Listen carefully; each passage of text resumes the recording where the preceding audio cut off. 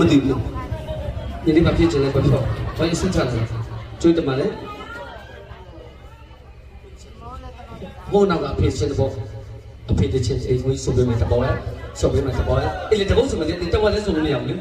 လေတဘောလုံးစုပ်မယ်အဖေအဲ့ဘကိုကြီးအစင်ပြတဲ့အဖေချင်းစုပ်မယ်ဒီနော်အဖေဆိုချင်တဲ့လိုက်တော့နော်โอเคနော်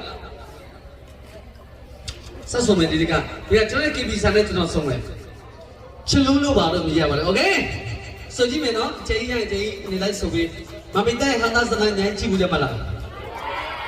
ကြည့်ခဲ့တဲ့ဇလန်တွေအားလုံးကိုမမိတဲ့တယောက်တည်းဒိုက်တာလို့ပြီးကျွန်တော်တယောက်တည်းရေးပြီးကျွန်တော်ဇလန်စံညဒိုက်တာတယောက်တည်းကျွန်တော်စူးစမ်းပြီးတော့ရိုက်ကူးလာတာပါဘာဖြစ်လို့လဲဆိုတော့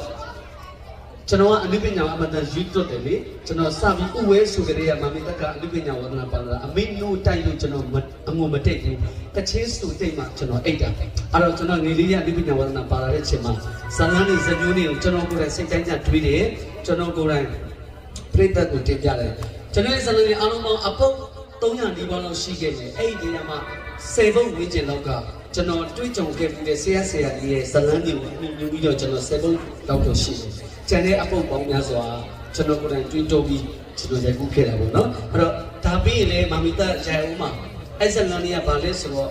အားလုံးလေဘယ်လိုပြောမလဲသဘောပေါက်သွားလိမ့်မယ်ဇလန်လေးခေါင်းစဉ်လေးက